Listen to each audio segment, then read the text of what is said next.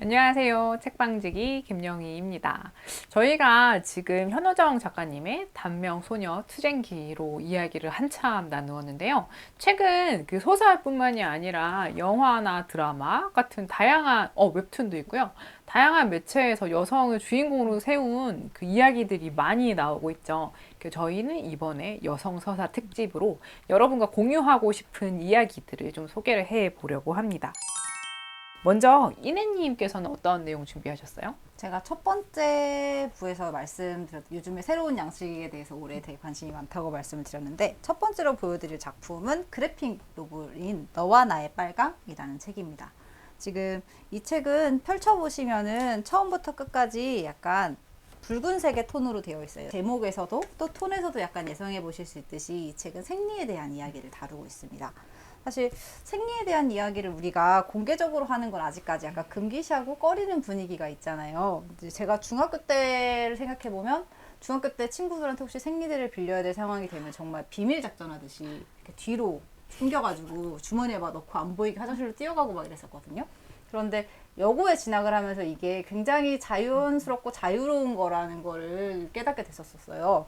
실제로 외국인들이 우리나라에 대한 유튜브를 찍은 영상을 봤더니, 외국인 여성들이 되게 우리나라에서 이해 안 되는 부분 중에 하나가, 편의점에 가서 생리대를 사면은 검은 비닐봉지에 마치 무슨 테러리스트 폭탄 숨겨주듯이 그렇게 주는 것이 너무나 이해가 안 된다라고 얘기하는 부분들 보고 정말 공감이 많이 됐거든요. 그러니까 그런 부분들을 되게 숨기고 가려야 될 것으로 이야기한다는 부분이 되게 공감이 됐었는데, 이 작품 같은 경우에는 4명의 고등학교 여학생들의 이야기를 다루고 있어요. 이 학생들이 학교에서 비어있는 생리대 자판기를 보고 가지게 된 문제의식을 가지고 이야기가 시작이 되는데, 이게 현실을 기반으로 아이들이 가질 수 있는 문제의식이나 그것을 해결해 나가는 과정, 그리고 그들의 관계, 그 안에서 생기는 갈등, 그것들을 어떻게 그리고 또 다시 풀어나가는지, 그런 것들을 굉장히 잘 보여주고 있는 작품이라서 소개를 해드리고 싶었습니다. 또 이게 물론 생리에 대한 이야기를 다루고 있긴 하지만, 청소년들이 요즘에 가지고 있는 SNS라는 강력한 이제 미디어 매체들이 있잖아요. 이런 것들을 이용해서 자기들이 가지고 있는 문제의식에 대해서 사람들에게 같이 공유하고, 그것들을 지지를 얻어가면서 힘을 만들어가는 과정, 그리고 그걸 통해서 문제를 해결해 나가는 그런 방식들이 굉장히 의미 있게 다가왔었어요. 그래서 이게 어떤 생리에 대한 문제를 다루고 있긴 하지만, 청소년들이 미디어를 통해서 현실의 문제를 해결해 나가고 개선해 나가는 그런 것들을 보여줄 수 있고, 그 과정을 굉장히 디테일하게 잘 다루고 있어서, 그런 부분에서 성별에 관계없이, 그리고 청소년들도 어른들도 꼭 한번 읽어보셨으면 좋겠다는 생각이 들어서 추천을 해드리고 싶었고요. 두 번째 작품은 저희가 지금 계속해서 봤던 현호정 작가님의 또 다른 단편 소설이 하나 있어요. 웹진 비유에 실려있는 라즈베리 브루라는 작품이 있거든요.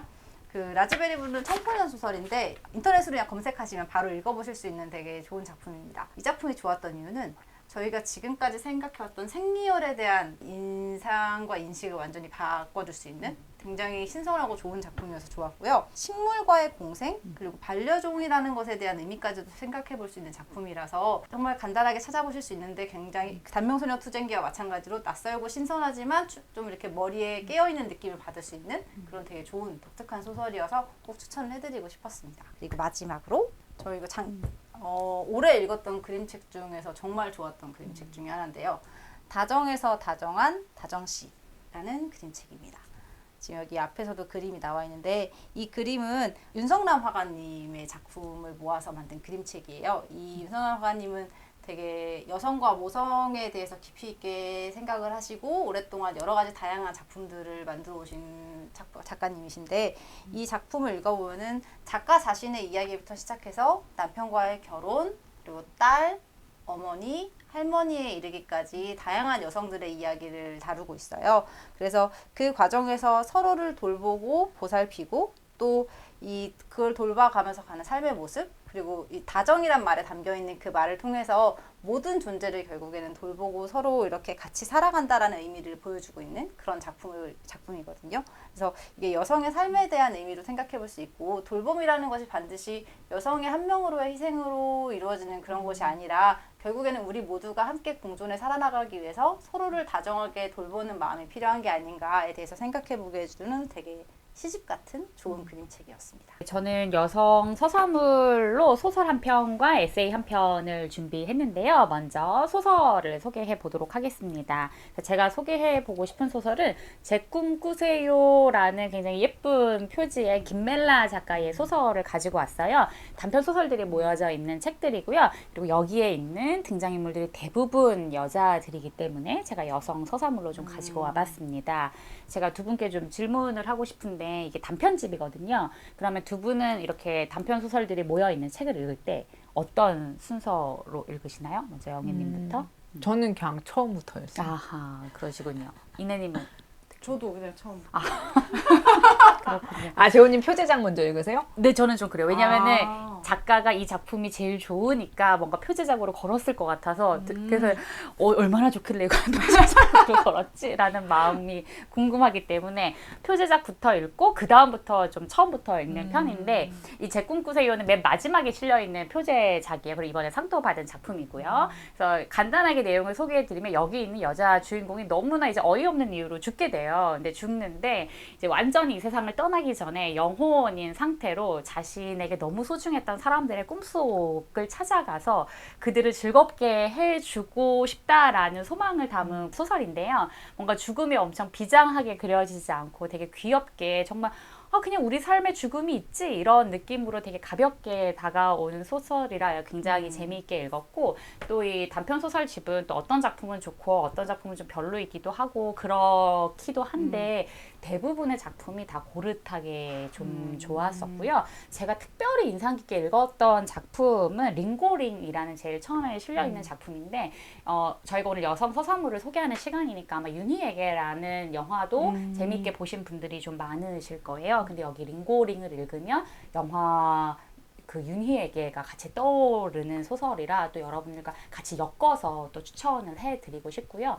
또 하나 인상 깊었던 작품은 나뭇잎이 마르고라는 작품인데 요즘에 어떤 그 교차성에 대한 이야기를 많이 하잖아요. 근데 이 나뭇잎이 마르고가 장애 여성을 다루면서 이 장애 여성이 동시에 퀴어인 교차성을 다루고 있는 지점이라 요즘에 굉장히 중요한 화두와도 맞닿아 있고 또 장애가 굉장히 이렇게 뭐 비참하고 서글프게 그려지는 게 아니라 굉장히 당당하게 사랑을 고백하고 본인의 장애에 대해서 그렇게 거침이 없는 모습으로 그려져 있기 때문에 굉장히 신선한 캐릭터를 맛볼 수 있다라는 생각이 들어서 뭔가 요즘에 신선한 최근에 소설을 읽어보고 싶다 하는 독자님들에게 제가 이 책을 좀 권해드리고 싶고요. 두 번째는 사계절에서 최근에 나온 에세이입니다.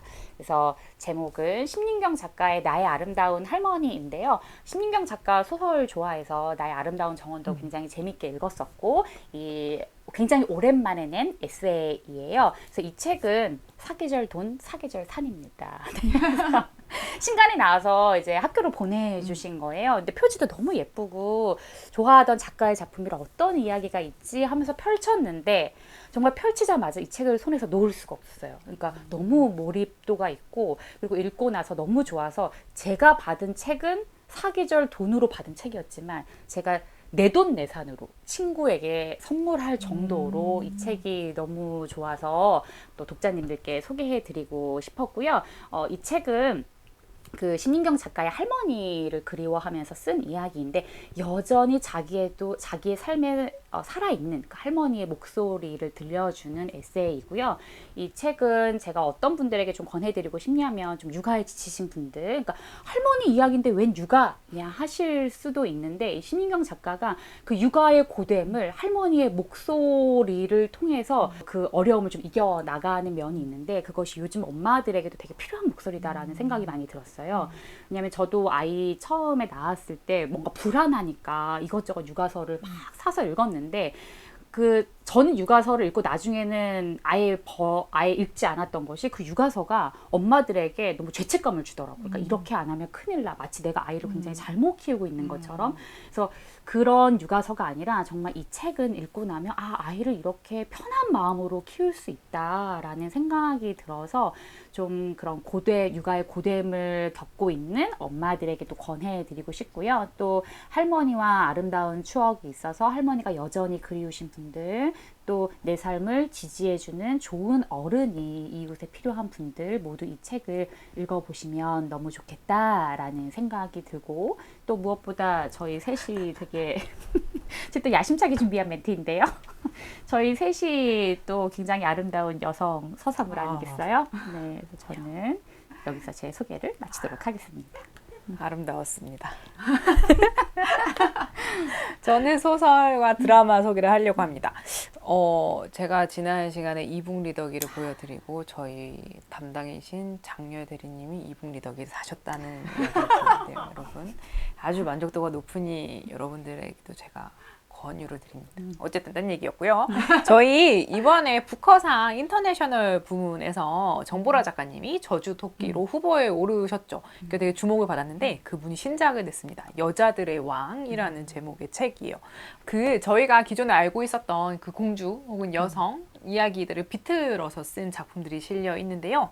예를 들어서 재호님이 단편 소설집 보면 뭐부터 읽어요라고 했는데 저는 무조건 그냥 처음부터 보거든요. 가장 처음에 실려있는 작품은 높은 탑 위에서 공주와라는 제목입니다.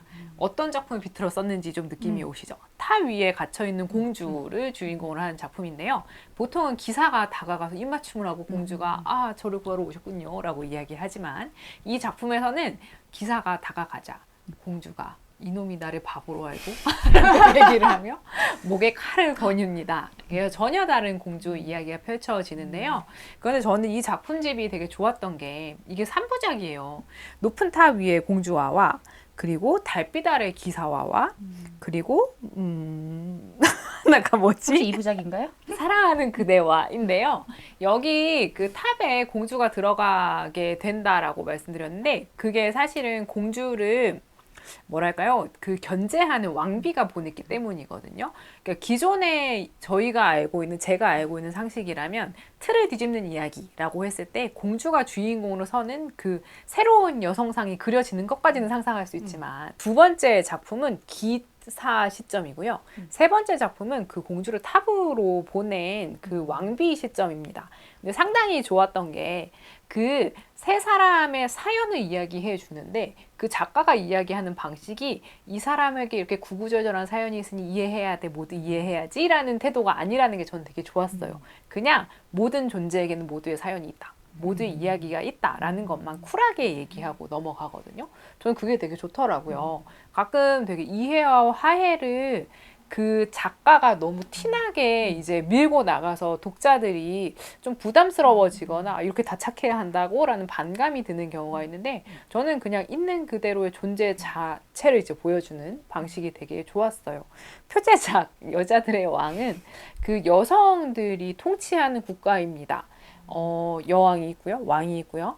그리고 왕의 아들 왕자에게 이제 왕자비를 소개해주고 데려오게 하는데 왕자비가 주인공이에요. 근데 특징적인 게 여기서도 암투가 있습니다. 권력 암투가 있어서 엄마인 왕의 왕위를 뺏으려는 딸이 있어요. 그 둘이 권력 암투를 벌이는데 왕자비의 마음을 먼저 데리고 가는 사람이 이제 힘을 얻게 되니까 왕자비를 막 끌어들이고 이렇게 왔다 갔다 하는 이야기예요. 되게 피가 튀기고 서로를 유혹하고 뒤에서 뭔가 조작을 하고 되게 뜨거운 이야기가 벌어지는데요. 작가가 이 작품에 대해 뭐라고 이야기했냐면 아주 농염하고 화끈한 여자들의 관능적 권력 투쟁을 써보고 싶었다라고 이야기를 합니다.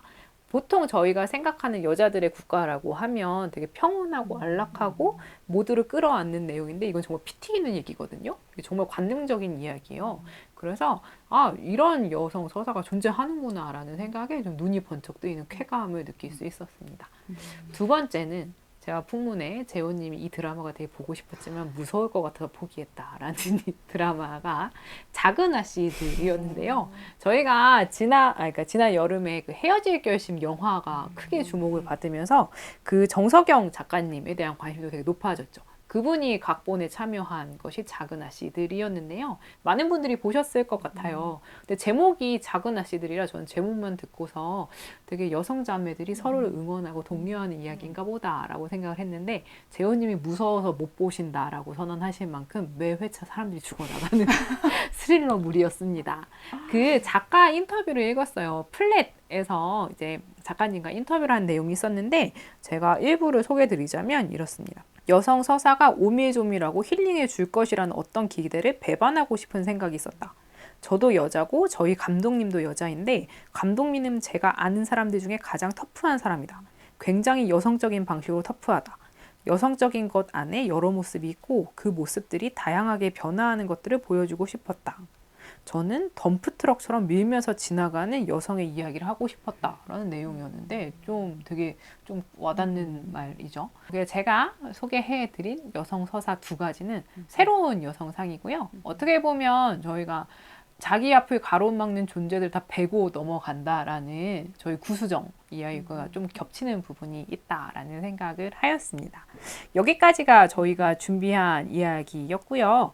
재호님이 호호 책방도 여성 서사잖아요 라고 말씀하신 게 저도 참 멋지다라고 생각했는데 저희 각자가 어떤 인물상을 보여주느냐도 되게 중요하겠다는 생각이 들어서 저희도 멋있는 인간상을 여러분께 제시하기 위해 노력을 하겠다라는 약속을 드리고요.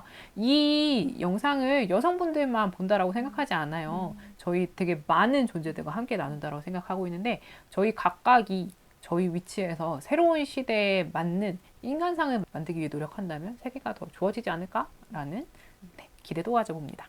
오늘은 여기까지입니다. 안녕.